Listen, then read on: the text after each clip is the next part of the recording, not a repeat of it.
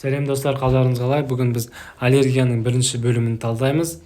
Аллергия дегеніміз не? Аллергия өз тінін бүлдірмен көрініс беретін ағзаның бөгде затқа иммунды жауабы. Аллергия дұрыс емес иммундық жауап.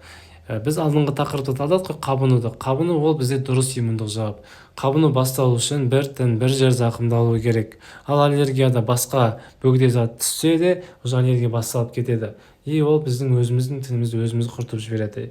Енді 800-ден астам аллерген түрі бар. Аллерген не шақырады? Ол аллерген. Гаптен де аллерген шақыру мүмкін, бірақ ол патфизде ғана айтылады. Гаптен не екенін айтып беру жеткілікті. Гаптен аллерген емес, ағзаға түсіп белокпен байланысқан аллергия шақыра алады. Аллерген түрлері. Бізде аллерген түрлерін екіге бөледі. Экзогенді аллергендер, эндогенді аллергендер. Экзогенді аллергендерді мен жазған жоқпын, ол уже белгілі нәрсе, белгілі заттар. Например, бытовой техника, тамақ болсын, дәрі болсын, сырттан түсетін любой зат уже аллерген бола алады. Ал аллерген түрлерінде екіншісінде маңызды эндогенді аллергендер. Біріншілік иммундық жүйемен байланыспаған тіндер. Нерв тіні, ащы, көз, хрусталик, тестикум, қалқанша безі. Енді екіншілік гистосәйкестік кешенінің бұзылысынан болған тіндер. Олар уже осы нерв тіні, ащы, көз, хрусталик, тестикум, қалқанша безі зақымдалса, уже олар бізде не болады, яғни аллерген болып кетеді. Өйткені біздің ағзамыз Т лимфоцит арқылы Т4 рецептор бізде Т лимфоцит ағзамызды тексеріп жүреді. Бүткіл ағзамызды тексеріп жүреді. Менікі емес па деп қанымызда түгел түсіп жүреді. Егер ашылы рецепторында бір өзгеріс болса, Т лимфоцит бірден барып шабуыл жасап жібереді. Осылай біздің ағзамыз жаратылған, яғни Т лимфоцит осындай қызмет атқарады. Енді аллергия классификациясы. Аллергиялық реакция түріне байланысты 10-15 сағаттық тез әсер ететін, 24-48 сағат ұзақ әсер ететін осындай аллерген реакция түріне классификациясы бар. Одан кейін маңызды классификация, ол патогенезі бойынша классификация. Бірінші тип реагенді анафилактикалық, екінші тип цитотоксинді тип, үшінші тип иммундық кешендік тип, төртінші тип жасушалық баяу түрі. Бүгінгі тақырыпта талдайтынымыз біз реагенді анафилактикалық түрі. Енді реагенді анафилактикалық түрі.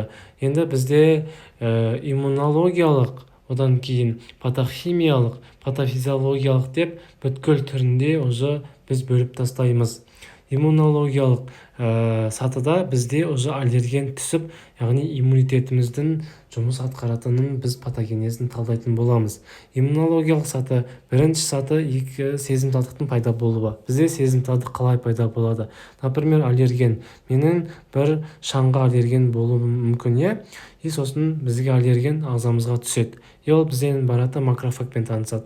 Макрофаг ол қандай аллерген екенін анықтап береді. Яғни не зат екенін анықтап бізге ақпаратты Т-хелперға жібереді. Т-хелпердің В-лимфоцитке жібереді.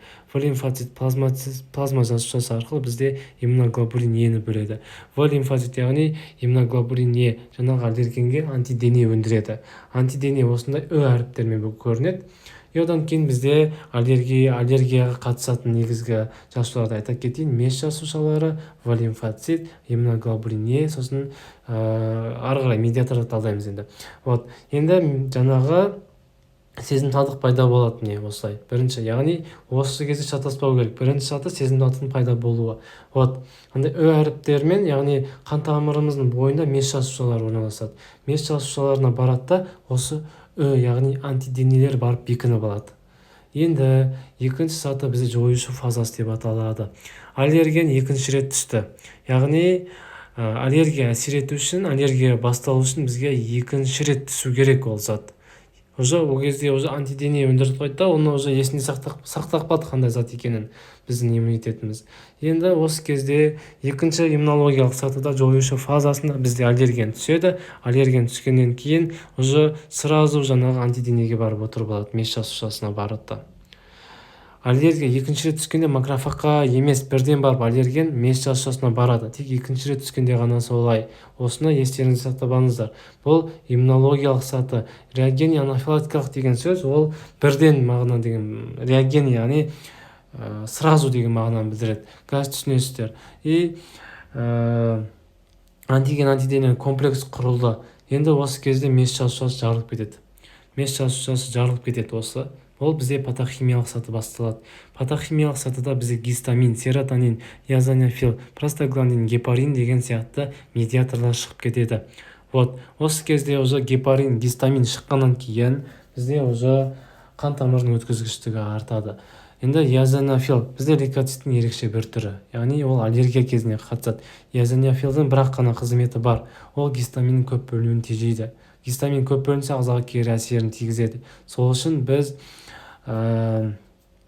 эозинофил, яғни гистамин көп бөлініп кетсе, оны тежеп тастайды. Гистамин өте көп бөлініп кетсе, біздің ағзамызға өте жаман әсер етеді. Оны қазір сабақ соңында көретін боласыздар. 3 сатыдан тұрады бүкіл, яғни патогенез бойынша 4 типке жетеді. 4 типте де бізде 3 сатыда жүреді. Иммунологиялық саты, одан кейін патохимиялық саты, патофизиологиялық саты деп осындай 3 сатыға бөліп аламыз. Патофизиологиялық саты кезінде гистамин қан тамырларын кеңейтеді, қан өткізгіштігін арттырады. Гистамин қан тамырларын кеңейткеннен кейін уже бізде жаңағы ол жерге лейкоциттер, эозинофилдер бәрі келеді. Қан тамыр өткізгіші артқаннан кейін ана затты жою үшін. Яғни бұл жерде қате иммундық жауап болып жатыр. Патофизиологиялық сатыда уже бізде синдромдар шығады. Қандай синдромдар деп ойлайсыздар? Ол бізде анафилактикалық шок, есек жем, квинке ісігі, астма, мигрень, полиноз, аллергиялық ринит. Енді квинке ісігі, яғни жергілікті тамырлар өткізгіштігін арттырғаннан кейін бүткіл плазма жасушалар арқылы өтіп ісіну болады. Яғни қай жерде гистамин, қай жерге аллергия әсер етті, например, мұрынға әсер етсе, сіздерде болған шығар, көздеріңіз қышып, немесе мұрындарыңыздан су ағып полиноз болған кездер. Тура, яғни жаңа гистамин қай жерге әсер етті, аллергия қай жерге әсер етті, гистамин қай жерде көп бөлінді, сол жерде уже соған сәйкес бізде не болады? Синдромдар шығады. Квинке ісігі, яғни басты шырышты қабаттардың ісініп кетуі. Түгел шырышты қабаттар ісініп кетеді денедегі, жергілікті тамырлар өткізгіштігін арттырғаннан кейін бүткіл плазма жасушалар арқылы өтіп ісіну болады. Квинке ісінуде осындай симптомдар болады. Көздер, бас, жаңағы көмей, қолдар, осындай шырышты қабаттардың бәрі ісініп кетеді. Яғни гистамин осы жерге өте көп бөлінді деген сөз. Квинке ісігенде біз ешқандай көмек көрсете алмаймыз, тек қана жедел жәрдем ғана көмектесе алады. Өйткені жаңағы көмей жұтқыншақтың шырышты қабаты ісінгеннен кейін адам демала алмай қалуы мүмкін. Сол үшін тек қана жедел жәрдем ғана көмектесе алады. Одан кейін аллергиялық конъюнктивит. Яғни аллергиялық конъюнктивит дегеніміз көздегі майда қан тамырының өткізгіштігін артқаннан кейін болады. Например, шаң көзіме түсіп кетті, мен оған аллергиям бар, одан кейін менің көзім қатты қызарады. Ол майда қан тамырының өткізгіштігін артқаннан кейін, яғни ана жерде бүкіл гистамин қан тамырының өткізгіштігін артқызды, осы кезде барады, енді бүткіл иммунитетім осы жаңа затты жойып тастаймыз дейді, менің көзімді не істеп жібереді, зақымдап жібереді. Бұл бізде аллергиялық конъюнктивит деп аталады. Мигрень болады. Бас ми қан тамырдан әсер етсе, ми ісінеді, ми сүйекке қысылады. Яғни жаңағы гистамин басқа әсер етсе, жаңағы көп бөлініп кетсе, баста жаңағы квинке ісігі болуы мүмкін, мигрень де болуы мүмкін. Бас артериялар қан жаңағы ашылып кетті, түгел қан тамыр, осы кезде бүткіл жаңағы плазма тін аралыққа өтеді, ми ісініп кетеді. Сол үшін мигрень болады. Бұл жерде бас ауырсыну болады, қатты мигрень деген сөз. Одан кейін бізде полиноз. Полиноз дегеніміз жаңағы аллергиялық ринит екеуі бірдей. Мұрыннан судың көп ағуы. Осы кезде жаңағы мұрынның шырышты қабатындағы қан тамырлары көп жаңағы гистаминмен әсер етіп өткізгіштігі артып кетсе, уже бізде жаңағы су ағып бастайды мұрнымыздан. Турасында мұрын бітеліп, ол аллергиялық ринит деп аталады. Білесіздер ғой, мұрындарыңыз бітелген шығар, жазда кімден шаңға аллергиясы бар, сол түсінеді.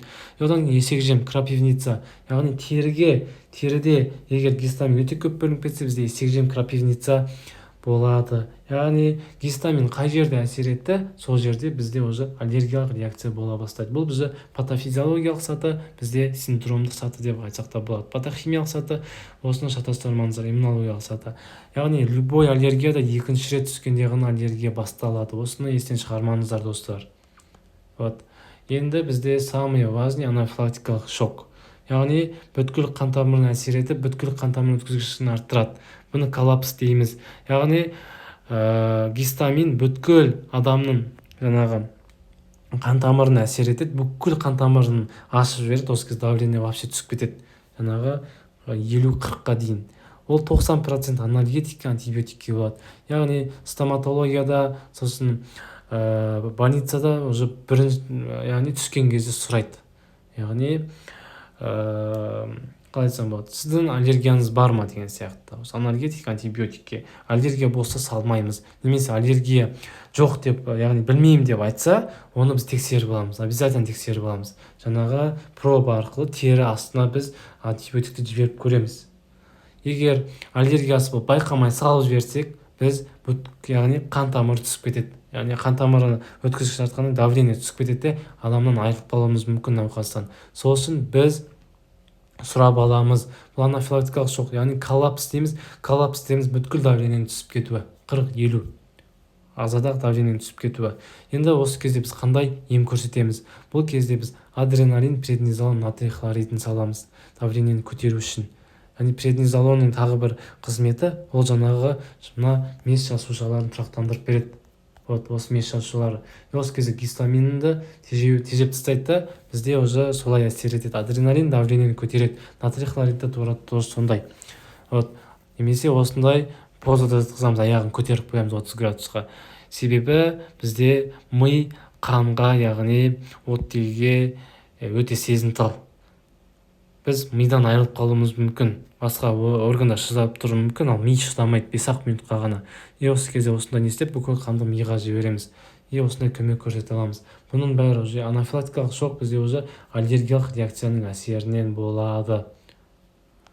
Назарларыңызға көп рахмет достар. Келесі сабақта кездескенше.